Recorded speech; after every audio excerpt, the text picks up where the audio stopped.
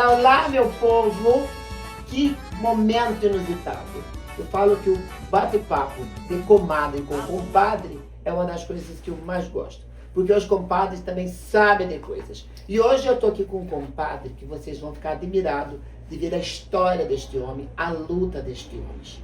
Embora paranaense, que nós não temos esse problema nenhum, que ele já é praticamente veio para cá quase criança, e é por aqui ele se instalou no estado de Mato Grosso, onde com toda a sua infância, trajetória, juventude, viajou todo o estado, com mais de 20 anos de congregação, conferencista, né? Estou aqui com o pastor Marcos Ritella. Seja bem-vindo.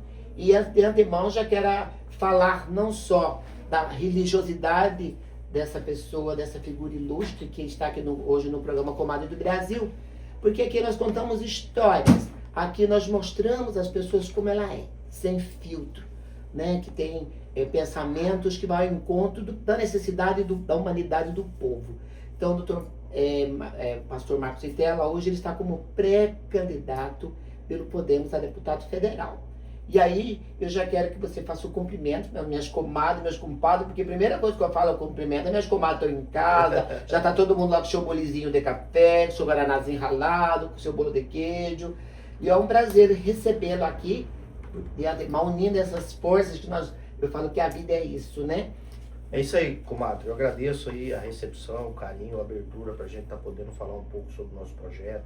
Quem é o pastor Marcos Ritella, para o Mato Grossense, o Cuiabano, está conhecendo melhor sobre o pastor Marcos Ritella, e eu fico grato por você ter abrido esse espaço no seu programa para a gente estar junto, tá? Obrigado. Não, o espaço é eclético mesmo. Aqui a gente fala de todas as nossas ansiedades, necessidades. Eu penso que sim, eu falo que todo mundo hoje tem que entender de tudo um pouco. O mundo hoje é diverso, nós estamos nas redes sociais, a digitalização tomando conta, desde a criançada, do idoso, é para todo mundo. Então, por que não usar isso ao nosso favor? Eu falo que tudo na vida a gente tem que filtrar, não é? E estar aqui hoje justamente eu quero filtrar as suas ideologias, suas propostas. Eu sei que durante a vida inteira, mais de 20 anos, você dedicando, né, viajando todo o estado do Mato Grosso, visitando pessoas, congregando, né, fazendo visitas. Foi uma forma que você começou a entender, né? Até então você não era político, né? Exatamente. Foi a partir de todas essas andanças, essa peregrinação, que eu acho que as pessoas falam assim: menino, tu é mais que pastor, né?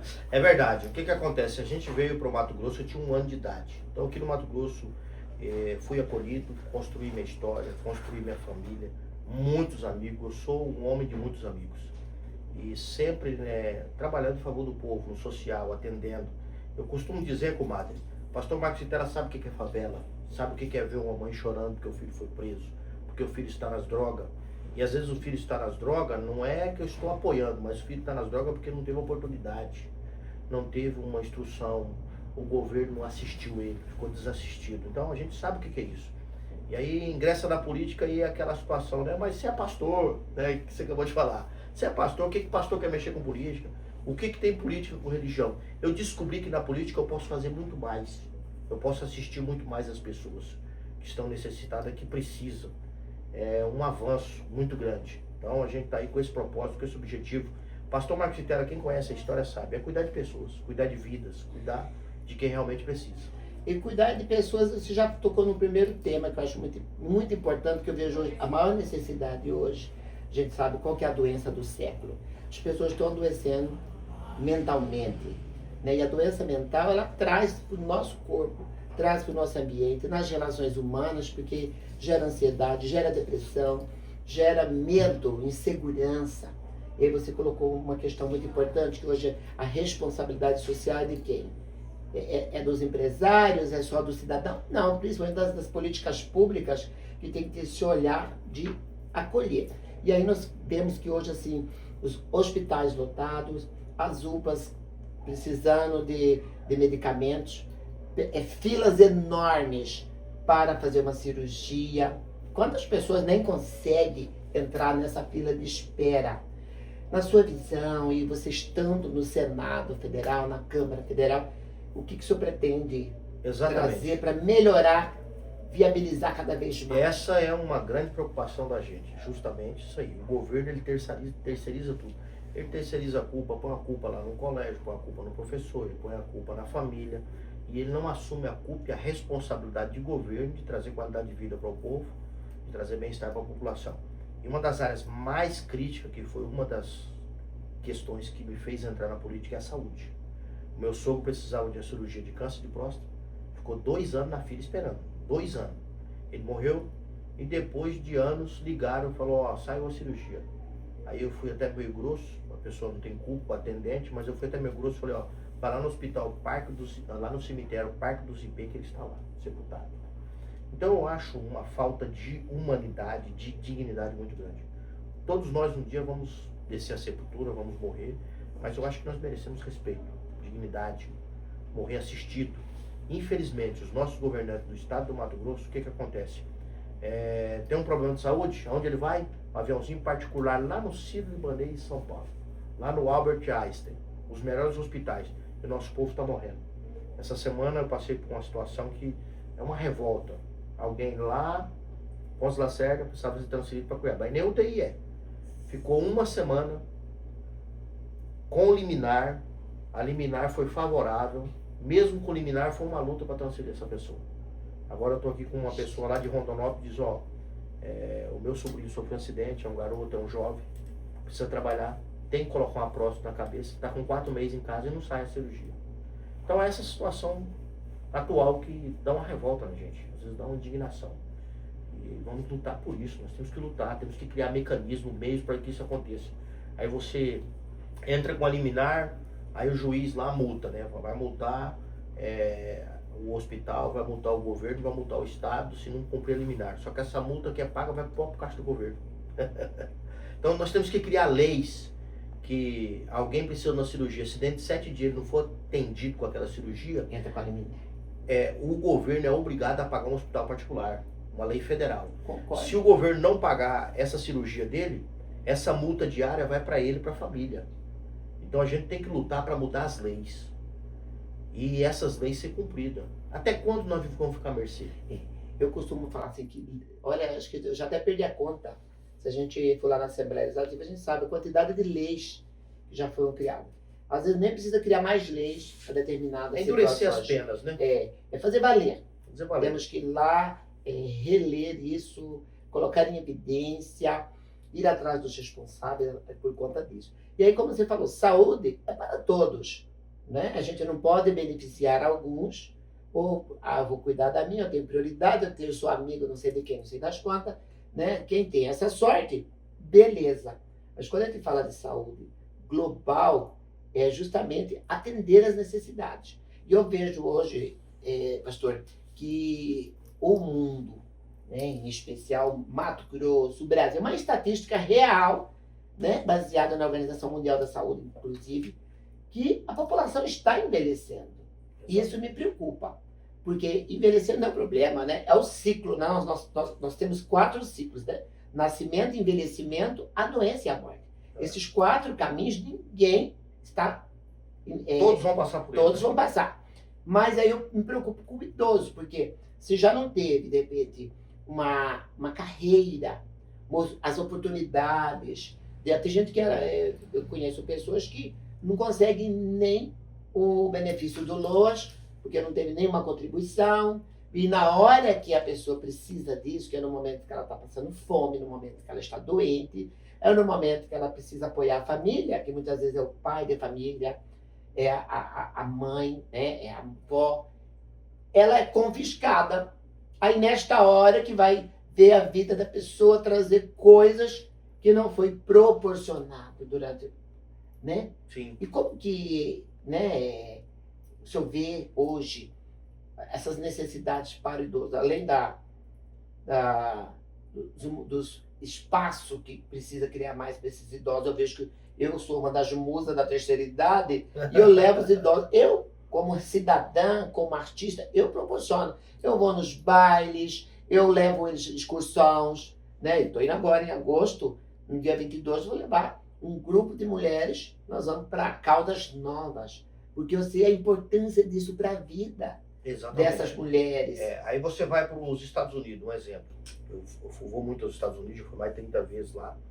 E aí eu sou encantado por algumas leis lá que realmente faz valer a pena. A questão do idoso, ele é assistido da melhor forma possível.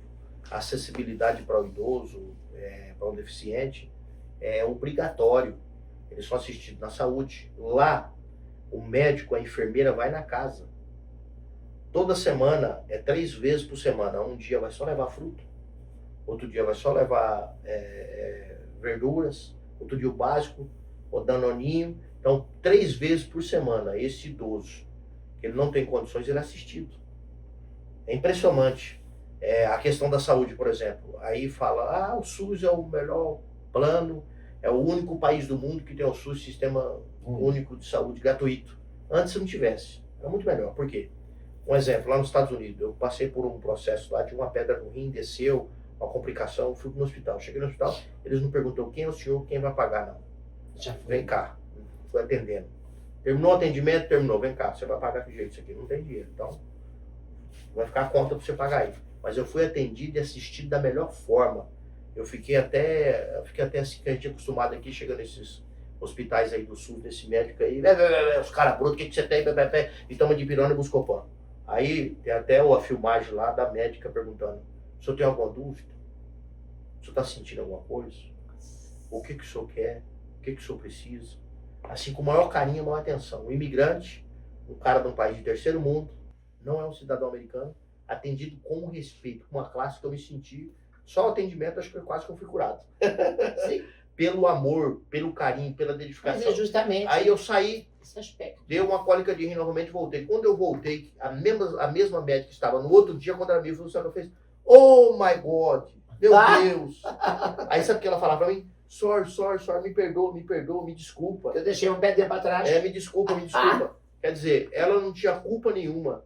E vem cá e já atendeu, já no corredor, já colocou em cima da maca, já foi atendendo. Então, assim, falta humanidade no Brasil. Falta esse atendimento. E nós precisamos disso. Não adianta falar que não tem recurso, que recurso tem, sobrando. Tem recurso sobrando. Só que é mal aplicado, mal gerido, mal administrado. Geralmente os governantes, eles se governam para o grupo deles se favorecerem. São trilionários, enquanto o povo está padecendo. Eles constroem e fazem como o Estado fosse o curral da casa deles. Fosse a vaquinha de leite deles. Revolta. Um cidadão que quer um humano, um ser humano, um pastor, que vive de pregar a paz, de atender a mãe, de levar uma cesta básica, fazer uma vaquinha para comprar um remédio, fazer uma vaquinha para comprar um gás, que atende o povo. Essa situação é revoltante. E cruel. Na sua gestão, assim, qual vai ser o seu carro-chefe de atuação? Né? Elegi, vamos lá, vamos para Brasília. Qual vai ser a sua prioridade? Temos que trabalhar básico. Isso são pautas que não devem nem ser discutidas. Pautas que são prioridade e obrigação do governo, que é saúde, segurança e educação. Como está a saúde hoje? Horrível, péssimo, o povo morrendo. E a segurança piorou. Nós estamos sendo dominados pelas facções. E muitas pessoas vai lá no chefe da facção porque ele sabe que ele vai resolver o problema. Ele vai resolver o problema dele. O que aconteceu? Vem cá, vamos resolver isso aqui. Então, às vezes, o cidadão pega e paga uma taxinha lá todo mês, o dono do comércio, lá para a facção, porque ele sabe que não vai ser roubado. Aí você olha, eu estava olhando a estatística hoje do Mato Grosso, pela lei tinha que ter 12.900 e poucos policiais. Sabe quantos tem? 6.000. Aí não tem valorização salarial, não tem equipamento, não tem estrutura para trabalhar, não tem condições e não tem efetivo na rua. Então, assim, a segurança é uma questão que está dando preocupação. Fui assaltado 2 vezes, revólver na cabeça. E aí você entra nas políticas públicas. Um adolescente ele tem que ter ele tem que ter um estudo integral. Não pode deixar um adolescente de 14 anos de idade, 13 anos de idade, ele vai estudar até meio-dia, ele fica o dia inteiro à toa, não. Ele tem que ter uma ocupação. Tem que ter um ensinamento integral para o adolescente não se envolver.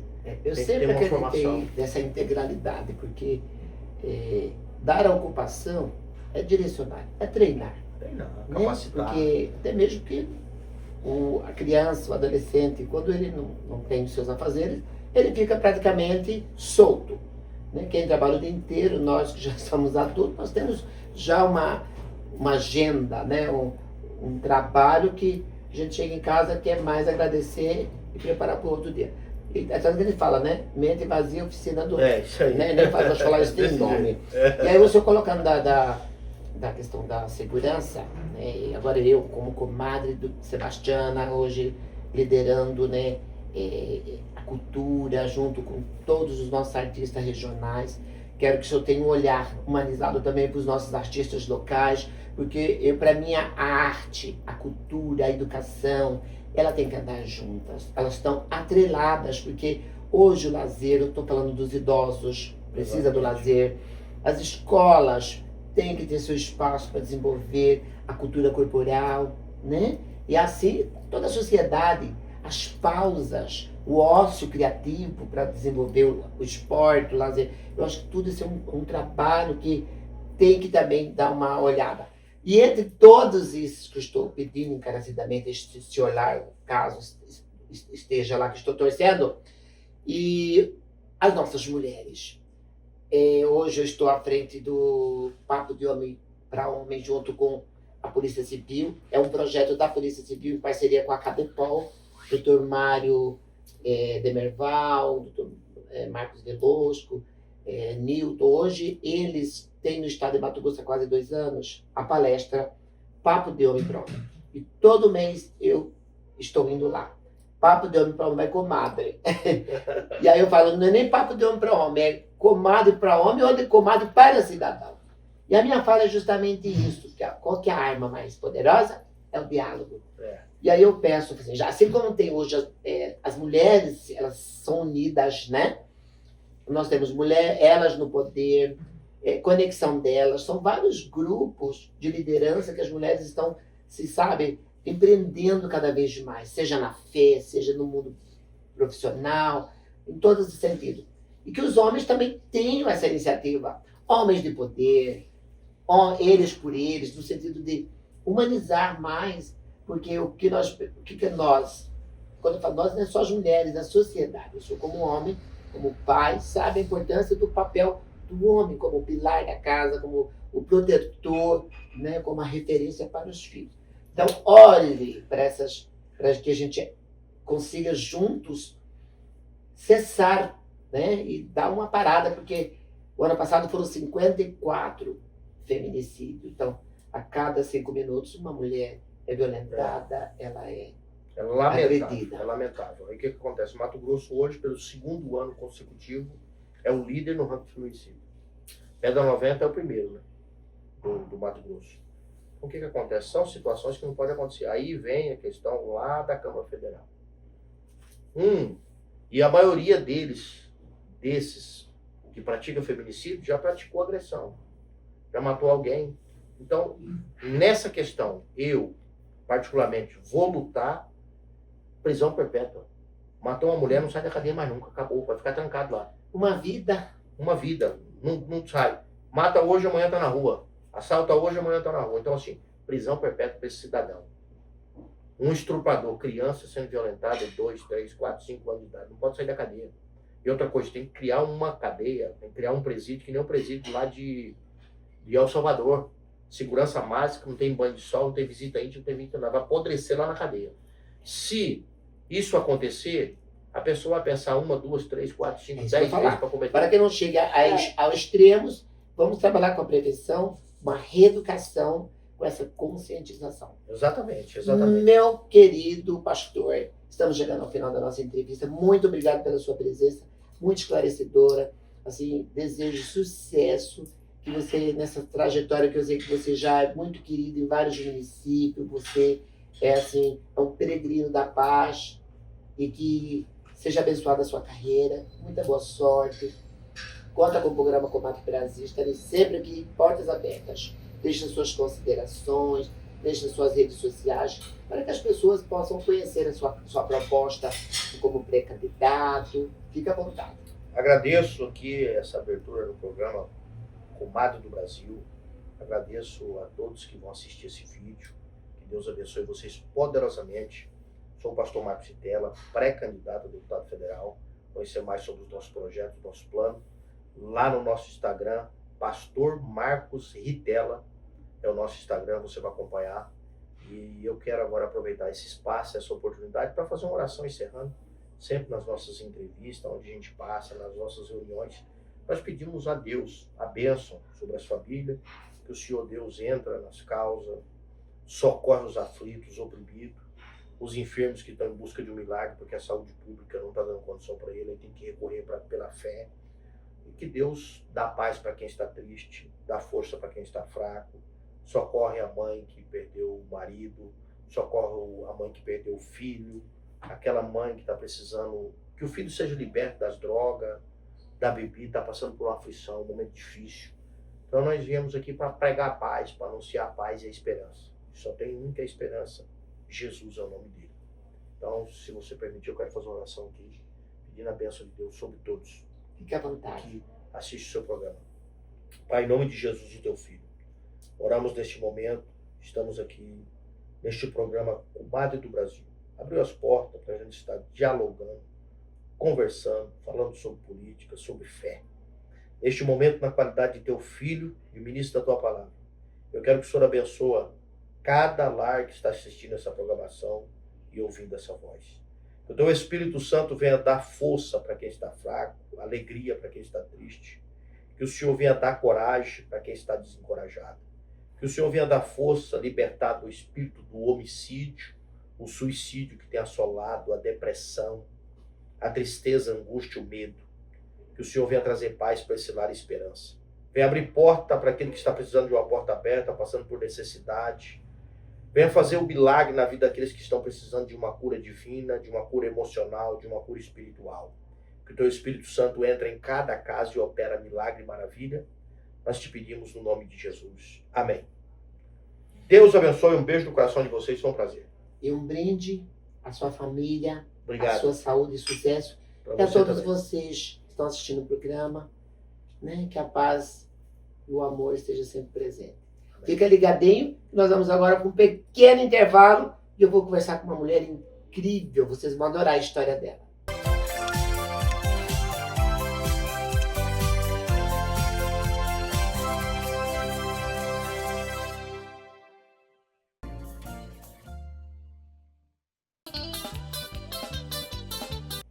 Uau, gente, olha, quando eu abro o leque, eu até abano. Não é porque é o nosso calor cuiabano, não.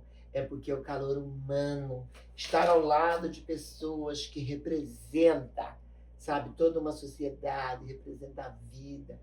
É bom a gente... O programa Comadre do Brasil é isso, né? Estamos de volta depois de um bate-papo maravilhoso. Mais uma vez agradecendo a presença aqui do nosso pastor Marcos Ritella. E agora agradecendo a presença há tanto tempo que eu estou aguardando esta mulher, que vou apresentar agora a Cíntia Vietti.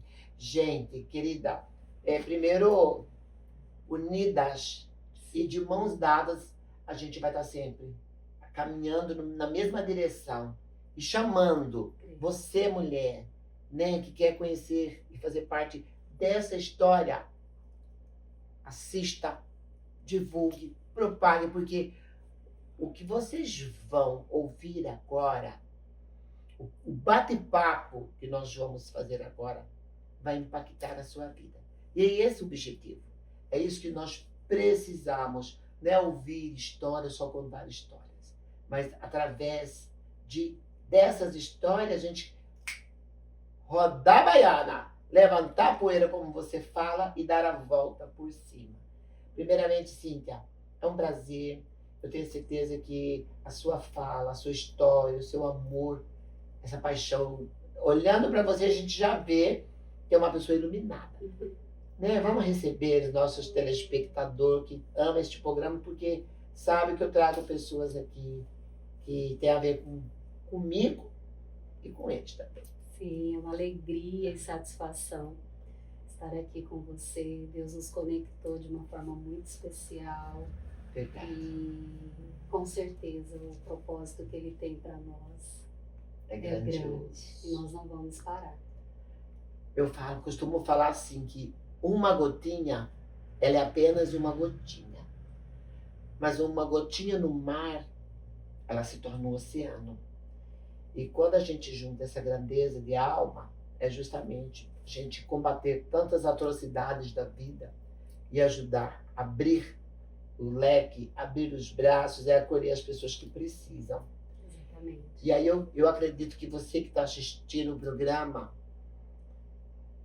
já deve ter passado por muitas coisas. Todos nós temos nossas histórias, temos nossos diários, né? Exatamente. De bolso, de cabeceira de cama e de tudo mais. Você já sofreu alguma rejeição na sua vida? Você lembra de alguém que te ignorou, que fez você se tornar invisível, te abandonou? É sobre isso que nós vamos falar agora, porque a Cíntia, ela passou por tudo isso. E hoje ela está aqui para falar como que foi esse momento de superação. E a primeira pergunta que eu quero falar para a Cíntia, porque eu sei que ser rejeitada, eu acho que é a pior sensação, é o pior sentimento que a gente pode ter na vida. A fome a gente mata, né, uma saudade, mas a rejeição, aquela dor da alma, ainda mais ser rejeitado por quem a gente espera amor. Eu estou falando a história desse que vocês vão ver agora, rejeitada pelo pai, por várias vezes, negado até o DNA, o teste de DNA. Sim. E ela teve que entrar na justiça, não para reivindicar benefícios, valores, não. Dignidade. Sabe? É saber que nós temos uma árvore genealógica e temos que respeitar isso. Amiga, Exatamente. que história, Sim. que espaço. É todo seu. Toda história ela tem o seu valor. E a minha história é muito linda, muito especial, de muita superação, inteligência emocional. A rejeição é uma dor que não tem fim, principalmente quando nós somos crianças. Por isso a importância do pai e da mãe. Eles são responsáveis emocionalmente, psicologicamente, financeiramente, espiritualmente. Então, não é um simples fato, eu virei pai, eu virei mãe. Não, a partir do momento em que você se torna mãe, pai, há sobre você todas essas responsabilidades. E eu fui pega através de um relacionamento, né, dos meus pais que namoravam. E quando ele ficou sabendo que a minha mãe estava grávida, ele foi embora para Goiânia. E a minha mãe ficou sendo mãe solteira. E assim começou a minha história. Meu nome ele vem de uma prima que tinha uma moça, um bebê numa padaria chamada Cíntia naquela época. E Viem, que era nome de uma campeã, uma atleta campeã na época dela, ela tinha 15 anos na época. E ela falou para minha mãe, dá o nome dela de Cíntia Viem, que significa linda e vencedora. Uau! Não, dá licença, gente. Ela é vitoriosa até no nome. E aí veio o primeiro obstáculo, né, que foi a deficiência física.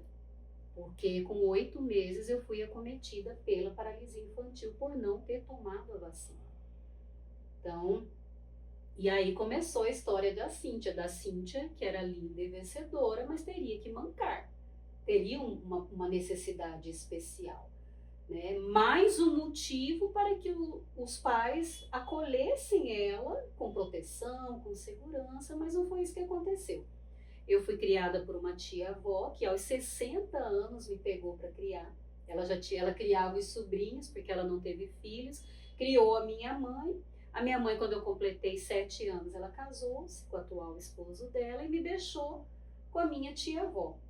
E aí começou a minha história. Eu fui muito amada, muito acolhida, cresci ali no bairro Popular, né, perto do Chopin, supermercado catarinense, droga chique, aquela região maravilhosa, né? E tem um momento da minha vida que eu gosto de falar que foi o primeiro bullying, que hoje as pessoas dizem, né, bullying. Mas eu tinha um colega ali chamado Rodrigo, lá na escolinha Clube do Mickey, e ele tinha um estilingue, e a minha perna é uma fina e outra grossa. E ele na minha perna fina, tum, tum, tum. E eu não entendia por que ele tava. Ele falava, perninha de sabiá, perninha de sabiá. Então a minha perna era o sabiá, que ele tava com estilingue. Misericórdia divina. Mas isso, naquele momento, não me causou nenhum trauma. E é hoje o que eu falo pro meu filho de 9 anos. Ah, te chamou de anão? É o tamanho que Deus te deu. Ah, cabelo de miojo? É o cabelo que Deus te deu. Então nós temos que enfrentar esses apelidos sabendo quem nós somos. E eu, naquele momento, eu não liguei para isso, né? Mas tive uma adolescência boa, tranquila, porém havia um vazio de uma dor, né? Que era não saber por que o meu pai não quis me conhecer. Me parece E o que a gente espera de um pai? É, Proteção, cuidado, amor. exatamente. Me parece que ele veio me ver uma vez, quando eu ainda era bebê. Né? E aí, nisso, a história foi se passando, o tempo foi se passando, e com apenas 24 anos, na época eu trabalhava na Vivo, que era ali do lado da Gabriela, a TCO, na pracinha da Gabriela, e fui para Goiânia, transferida pela Vivo, como telefonista. Eu nunca tinha pisado em Goiânia. E foi uma experiência, falei para minha tia-avó que eu iria e fui. Mas eu já tinha encontrado uma tia que era irmã do meu pai, que deu um telefone para minha tia-avó dela. Então, eu não sabia a informação do meu pai. Ninguém me passava a informação do meu pai. Eles sabiam entre eles. Enfim, aí com acho que uns 20 ou 21 anos, eu consegui o telefone de uma tia que me passou o telefone do meu pai. Eu conheci, falei com ele a primeira vez pelo telefone, foi aquele sonho, aquela coisa maravilhosa, mas não tive tanta recepção. E com 24 anos eu vou para Goiânia trabalhar sem nunca ter pisado, apenas com a certeza de um trabalho, na cidade que o meu pai mora. Aí foi quando o destino nos conectou e eu conheci o meu pai. E até os 24 anos, você sempre alimentou esse desejo de conhecer? Sim. Porque a pior sensação é você não saber de onde você vem, quem é sua o seu história, pai, né? a sua história. E é interessante que você colocou, você passou por várias dificuldades, por vários, né? Como você falou do bullying, mas nada foi maior do que a dor da rejeição. Né? Exatamente. Na verdade, o meu testemunho vem de consequências seríssimas, emocionalmente, psicologicamente, porque o deficiente físico ele já tem as sequelas. Natural, né? Natural, Que é pra emocional, vida, né? o físico, você saber que eu manco e todo mundo olha para mim. Uns falam coitada, outro elogia. Então, automaticamente, o deficiente físico, ele sofre um preconceito.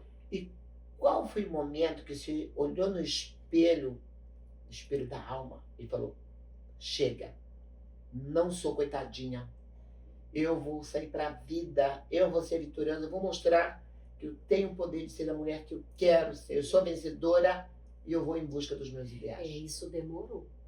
Demorou muito. Com 24 anos eu me descobri como mulher. Pensa, mulher magrinha, bonita, já sou linda, né? Já nasceu assim. Já nasci, perfeita. como diz a minha amiga aí, esse nariz. Já pensou se não mancasse? Ia ser metida no salto, né? Mas enfim, aí eu me descobri como mulher. E foi quando eu coloquei na minha cabeça que eu só seria feliz quando eu casasse. E eu fiquei à procura de um homem, de um marido, de um namorado o tempo todo. Eu não podia conhecer alguém, eu imaginava que essa pessoa fosse me reconhecer como uma namorada, me assumir, andar de mão dada, pegar na minha mão, me dar proteção e tudo aquilo que eu sonhava. Mas nisso se passaram vários relacionamentos. relacionamentos. Eu entrei num aplicativo na época, isso já tem 16, 17, quase 20 anos. Amor em Cristo, um site, entrei, conheci uma pessoa nesse site, lá do Rio de Janeiro, que estava em Brasília, trouxe ele para minha casa, porque eu tinha minha casa, meu apartamento, já era, aí depois do Davi eu fui para o Banco Itaú, já tinha meu carro, estava bem, mas havia a dor, a necessidade de ser reconhecida por alguém. Recolhi ele na minha casa, sem consultar, sem saber informação nenhuma. Você queria viver o momento. Totalmente surtada e desequilibrada, louca. Eu considero isso. Coloquei na minha casa, tive relações e quando eu vi, eu já estava morando com esse homem. E foi 6 meses de conto de fada e depois vieram as lutas. Porque a rejeição, ela causa carência afetiva, dependência emocional. A gente tem uma cegueira onde nós tiramos o nosso olhar da gente. A gente não consegue ver a gente. A gente só vê o outro, a gente idolatra a pessoa. E aí você começa a querer fazer tudo por aquela pessoa para que ela te retribua com uma miséria. De um amor, Uma migalha, de né? um abraço, de um aperto É muito de mão. pouco. É muito pouco. Nós Nós merecemos. entendemos isso.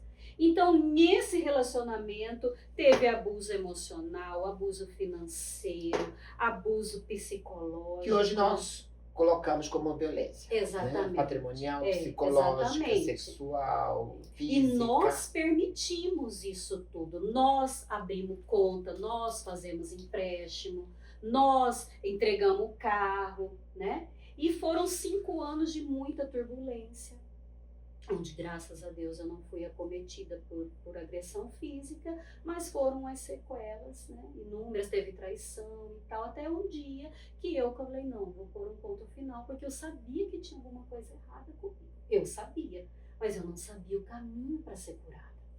Foi quando eu consegui terminar com ele. Com 3 meses, eu conheci uma outra pessoa. Totalmente louca. Conheci com a mania de ajudar, né? Vamos ajudar. Tadinho. E aí, conheci, quando eu vi, eu já estava envolvida com uma pessoa de uma outra cidade, que era irmão de uma conhecida minha da igreja. Coloquei na minha casa novamente, o ciclo se repetindo. Né? Eu vou falar aqui os sinais de quando você tem dependência e carência. O ciclo se repetindo. Coloquei na minha casa, tudo montado, e casei com 3 meses. Eu paguei para casar. Eu ganhei o vestido de noiva, eu arrumei igreja, foto, aliança, a casa estava montada. Fiz minha família vir de Cuiabá para Goiânia para o casamento. Que poder, né? E quando eu vi, eu já estava casada. E uma pessoa da minha família falou para mim, você tem certeza que você vai casar? Você é totalmente diferente dele. E eu olhei para o lado mal. E resumindo, foram 10 anos, 2 anos eu vivi numa cegueira, 10 anos eu fiquei numa dependência, fazendo tudo para ele ser o homem que eu sonhei. Ele era um homem humilde, não tinha estudo, não tinha profissão, ele é um homem do bem. E não teve, nós vivíamos um jugo desigual, uma inconsistência intelectual. Né? Eu já estava com a minha casa, meu carro, muitos sonhos, muitos projetos, e ele vivia numa cidade pacata, tranquila, tá tudo bem. Só que eu não queria isso para ele, então eu tentava fazer dele outra pessoa. Aí você quer mudar a pessoa. E abria empresa, abria restaurante, abria. Para você ter uma ideia, eu pedi demissão de 2 grandes empresas, do Banco Itaú em Goiânia e aqui quando eu cheguei em Cuiabá, no Grupo Plaend, para abrir uma empresa para ele, porque eu queria que ele fosse. Eu não fiz uma pós, eu não estudei, eu não cuidei da minha saúde, eu não fiz uma atividade física, eu só tinha olhos para ele. Até o momento que aí já vieram as brigas, nós já ficamos casados 2 anos morando separados, e eu falei, e eu não conseguia sair. Havia algo que me prendia ali, até um dia que eu falei, não, chega. Ou basta. Aí eu estava num apartamento, mudei para um outro apartamento, daí falei, olha, até aqui acabou. E esse outro apartamento era vizinho da mulher que me salvou, que foi a terapeuta que eu te falei, a Edinalva Franco. Mas eu sempre falo que hoje os grandes profissionais da área de saúde, das terapias, estão aí para isso. Então, você pedir ajuda, isso não é falta de humildade, é justamente você amar a si próprio. Exatamente. Então, não tenha medo, vergonha, receio, é um investimento que cura. E eu Salva. estava endividada, feia, sem expectativa de vida, com um filho de 3 Fora anos. o que já teve no passado, É. né? A rejeição, o Exatamente. preconceito, a discriminação, o fato de ser uma mulher deficiente. Isso te levou a você criar uma força e um poder de mostrar que você conseguiu dar a volta por cima. E aí eu queria que você falasse agora sobre esse novo projeto que você está realizando. Porque, gente, olha, eu queria ficar aqui um ano inteiro para contar a história dessa mulher. É muito, Mas muito grande. Quem quiser conhecer toda a história na íntegra, lógico, com certeza, lógico, vai ter uma biografia. Sim, Contando o sim. seu Quero Espero, quero ser a primeira a adquirir este livro. E aí você criou a palestra. E essa palestra está assim, mexendo, sabe, com a cabeça das pessoas, porque é um tema muito forte. Eu decidi desfilar e não mancar. Essa frase, ela te impacta? Qual é a força que tem, o significado dessa frase para você? Essa frase Deus me deu, colocou no meu coração quando eu recebi a cura. Eu orei a Deus e falei, Deus, me conecte com a cura. Do jeito que está, não dá para ficar. Não vou casar 5 vezes procurando curar essa rejeição, essa carência, essa dependência. Quando eu fui conectada à minha terapeuta, ela me conectou comigo. Ela fez eu olhar a mulher de valor que eu sempre fui. A felicidade que eu buscava estava dentro de mim e não nas pessoas. Eu tinha síndrome do Papai Noel. Eu precisava dar presente para as pessoas, para suprir quando a pessoa vinha, me abraçava e me agradecia por aquele presente. Então, a mulher que é doente, ela não vê. Quando ela vê, ela já está com todas as áreas sequeladas. Então, a Edinalva trouxe para mim luz, clareza. Eu perdoei meu pai, eu perdoei minha mãe, eu me perdoei. Isso que eu ia Eu falar. fui me conectando Primeiro perdão comigo. Né? Deus. Porque a rejeição, ela não está em mim. Como que o meu pai rejeita uma mulher que ele nunca viu, que ele nunca se permitiu? Você vê, nem o fato da deficiência tocou o coração dele. Agora você imagina a dor que está na alma dele. E eu não posso carregar Essa esse dor. problema comigo, Que não é sendo sobre que a você, é rejeição sobre está ele, lá. O problema é de quem rejeita. Exatamente. Então, quando eu me conectei comigo através da terapia, através do método CIS, encontros espirituais, mentoria de temperamentos, eu fui descobrindo a essência, o brilho, aquilo tudo que eu tenho de valor, independente se minha perna é fina e outra grossa. Porque a pessoa que ficar comigo vai me amar pela mulher incrível que eu sou. Né? Ai, E aí tem goteira aqui. e esse nome veio porque eu tinha todos os motivos, né? Eu poderia ter engravidado várias vezes, eu poderia ter ido para os vícios, para inúmeras compulsões, que hoje as mulheres, hoje essa bandeira que eu levanto é porque a minha história vai servir de bálsamo e cura para que as mulheres saibam identificar quando tem problema repetitivo, quando a mulher não aceita a sua imagem, quando ela tem vícios, compulsão, quando ela está endividada, Quando ela não se valoriza. né? Quando ela está obesa e não trata a sua saúde, com depressão, ansiedade, quando ela se mutila o seu corpo porque ela não aceita a sua imagem, ela quer ser a mulher que ela segue no Instagram e ela não quer ser mais ela. Então isso são os sintomas de uma mulher que precisa de ajuda. Gente, olha, você vai ter que voltar.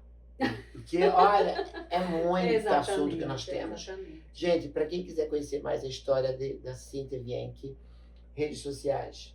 Sim, Cíntia, CYNTHIA, com W, né? WINK, Cíntia Vienck. Meu telefone é 9906-5007. E estou aí com a bandeira levantada para contar o meu testemunho e dar um alerta, principalmente por esses tempos que nós estamos vivendo de feminicídio. Não justifica nenhum homem matar uma mulher, o homem não foi feito para matar uma mulher. Mas o que se faz ou a mulher morre e as outras mulheres que estão vivas. Porque a mulher, ela tem consciência quando ela está num relacionamento abusivo, se ela é traída, se o marido bebe, fuma, se ele é ilícito, se ele é estelionatário. Eu sei aquilo tudo. Então, eu me permito que ele esteja comigo. E quando a luz chega, a clareza, a cura, você vai conseguir discernir a pessoa e falar, não, eu não quero isso para mim. Porque eu endividei, eu é que fiz tudo por ele. Eu poderia ter sido uma vítima se ele fosse um homem abusivo ainda mais e ter me matado. E hoje? Né? E hoje nós estamos aqui com essa bandeira branca para falar, tem cura sim da carência emocional, da dependência afetiva. Tá escutando, criança? Tem, É porque isso. quando eu quero deixar um conselho para a gente finalizar, quando a mulher está curada, ela consegue ficar sozinha. Olha, por favor, para a câmera da verdade. Ela consegue Para aquela mulher que está em casa. ficar sozinha em casa com ela mesma. Ela só compra o que ela precisa, porque o valor dela não está em mostrar nada para ninguém. Ela não se mutila o corpo para tentar ser a mulher que ela segue no Instagram. Ela tem paz, ela tem satisfação de viver, ela tem clareza na mente, ela cuida da sua saúde, ela faz check-up médico, ela faz atividade física, ela se ama. E quando ela conhece um pretendente, ela sabe discernir, peraí, ele é um bom pai? Ele é um bom filho? Cadê o CPF dele? Para pegar, para ver se tem boletim de ocorrência, restrição no nome. Qual que é a profissão dele? Um homem de 50 anos que não tem profissão, nome sujo, mora com a mãe, não paga pensão, xinga um cachorro. Só que quando a mulher é doente, ela tá aqui, porque ela quer postar no Instagram que ela tá com alguém, que ela tem a necessidade de mostrar. Não precisamos disso. E não precisa disso.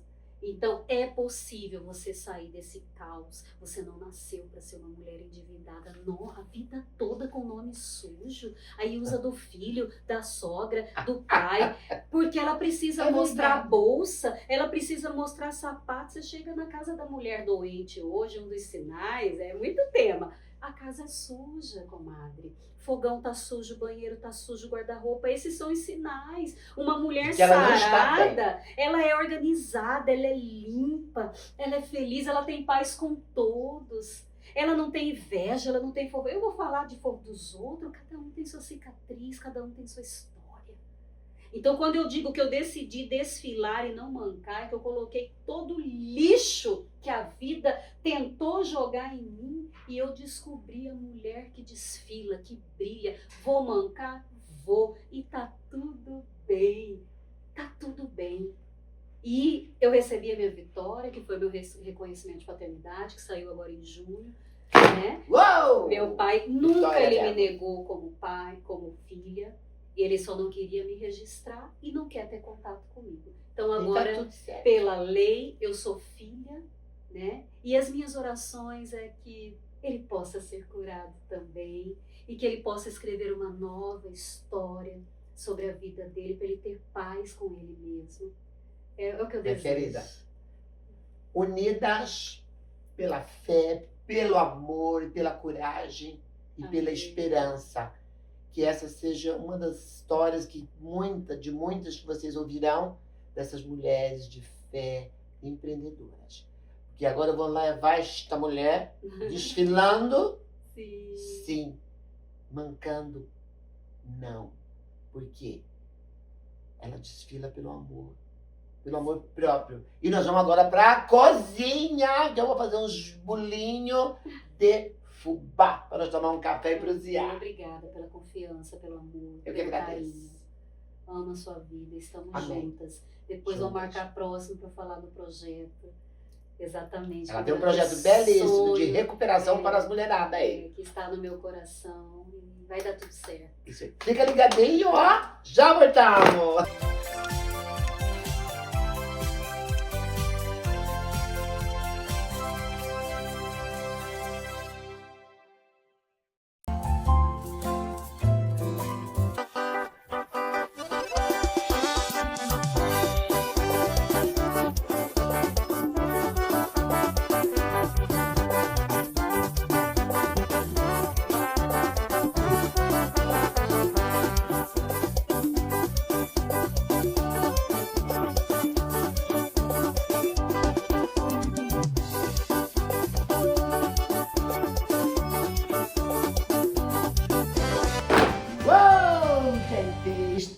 Estamos de volta! Deu fome, né? E na hora da fome, minha filha, é nós que tem que ir pra cozinha. Não existe coisa mais maravilhosa que nós trazer a nossa tradição. Você fazer a sua comidinha caseirinha, trazer a memória afetiva, trazer seus momentos, receber os comadres, compadre em casa. E hoje, no Cozinhando com Comadre, eu tô trazendo uma receitinha que é super rápida, poucos ingredientes. E ó, tem cheiro de vó, tem cheiro de comadre, tem cheiro de futico. Então, ó, não é 2 ingredientes, mas com 2 fuxicos, o bolo já vai estar pronto. Eu vou fazer a broinha de fubá. Gente, nós sabemos que a broinha de fubá ela tem várias histórias. Ela é a mistura do índio, que é onde sai o milho, né? Aí depois tem o africano, porque eles denominaram fubá, que traduziram a farinha. E os europeus, que veio com as técnicas modernas, que inventaram as broas de bolacha. Então, olha que cultura linda. A mistura, o único biscoito que você faz, que você degusta, tem essas 3 características, 3 denominações baseadas na cultura. E na receita de hoje, gente, são coisas que muita gente, quem é cozinheiro, tem em casa, né? Farinha de fubá, né? Eu vou colocar aqui 1 xícara, porque primeiro eu vou misturar todas as farinhas. Eu tenho 1 xícara do amido de milho. Antigamente falava maisena, maisena é marca, eu vou ter. Amido de milho. O povo tá até rindo de eu falar aqui. Gente, não existe coisa melhor. Além de a cozinha da nossa casa, nosso aconchego, a nossa cara, nosso prazer. Meia xícara de açúcar demerara, ou pode ser o açúcar cristal mesmo, do jeito que vocês quiserem, tá? Como eu falei, primeiro eu vou misturar as farinhas, tá? E 1 colher de sopa de fermento em pó. Não vou falar mais. Ah! E aí, o que eu vou fazer primeiro? Vou misturar estas farinhas, né? O açúcar, a farinha de milho, que é o fubá, e o amido. Olha aí, gente. Gente, eu fico demais de feliz de receber os meus convidados aqui em casa, porque a gente cozinha, rapidamente eu faço. E aí, depois que eu misturei as farinhas, eu peguei, derreti 2 colheres de sopa de manteiga ou margarina, 1 ovo e ó, leite de coco. Só que o leite de coco eu vou colocar devagar, porque é ele que vai dar a consistência, a liga da massa. E lógico, gente, sem contar com o sabor, né? Leite de coco, todos esses ingredientes enriquece. Aí, lógico, cada um faz de um jeito, né? Eu gosto de fazer dessa forma, porque além de ser rápido, é prático. E a massa, daqui a pouco, você já está a ponto de enrolar. Aí, com o ovo. Já deu aqui uma mistura interessante. E já está tirando. E agora eu vou colocar 3 colheres de leite de coco. Ou se não, você pode ir colocando e vai mexendo para que a massa crie, fica homogênea, fica até a massa ficar. Uma vai contar com a outra. Cozinhar, gente, é isso, né? Enquanto tá mexendo, ó, você dança um rasqueado, dança um lambadão. E agora, como uma boa cozinheira, filha de cozinheira, neta de cozinheira, que minha avó tinha até restaurante beira de estrada, foi lá que eu aprendi a fazer. Aí agora, ó, vamos sovar essa massa. Ai, criança, que coisa maravilhosa. Você já vai fazer aí. Olha, se você fizer, eu vou pedir um favor pra você. Firma a receita, você fazendo. Se você inovar também, porque tem gente que põe erva doce, né? Eu uso mais erva doce quando eu faço francisquito, né? Esse eu coloco. Aí, ó. Gente, a massa. Você não tem noção. Essa broa, como ela fica leve, macia. Que é isso que importa. E aí, quando ela começa a desgrudar da mão, é porque já tá no ponto de enrolar. Olha aí. Tá pronta a minha massa. Agora vamos enrolar. Eu vou fazer umas bolinhas e depois vou colocar, fazer afundar assim um pouquinho com o garfo. Eu peguei uma forma, untei com margarina e polvilhei com a própria farinha de fubá. Porque na hora que for assar, não vai ficar grudando. E agora, eu já deixei o meu forno pré-aquecido, porque vai nos 180 graus. Olha aí. Eu quero uma bolachinha maior, porque até mesmo quando ela começa a assar, por conta do fermento, ela toma conta da forma, achando que é dona do fogão.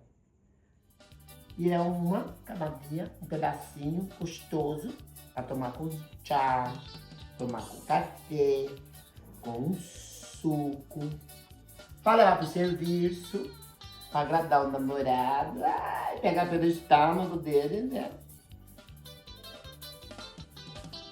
Aí, agora o forno já está quente e eu vou terminar de enrolar aqui e já vou colocar lá. Gente, olha aí, falei pra você que é fácil.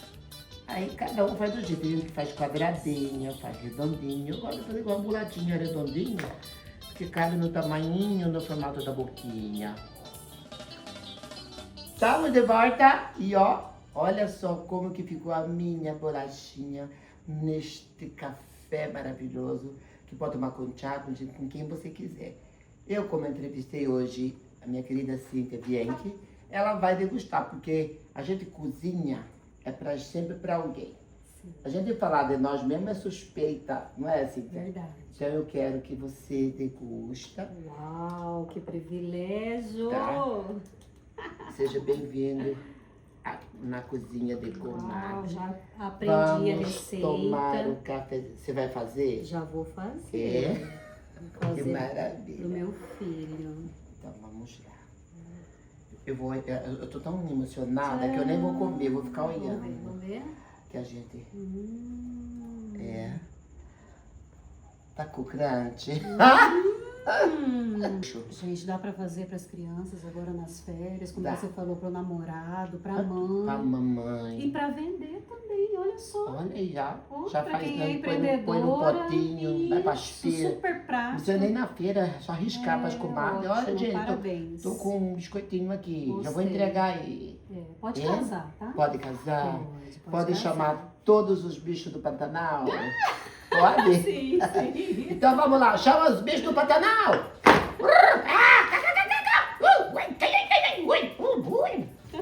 Ô, meu amigo, muito obrigado por você estar nesta cozinha sagrada. Amém. Que esse bolo seja a união de muitas Em nome de pessoas que Jesus. precisam de paz, Obrigada saúde por você e sucesso. ter olhado com os olhos do seu coração e ter me enxergado e visto.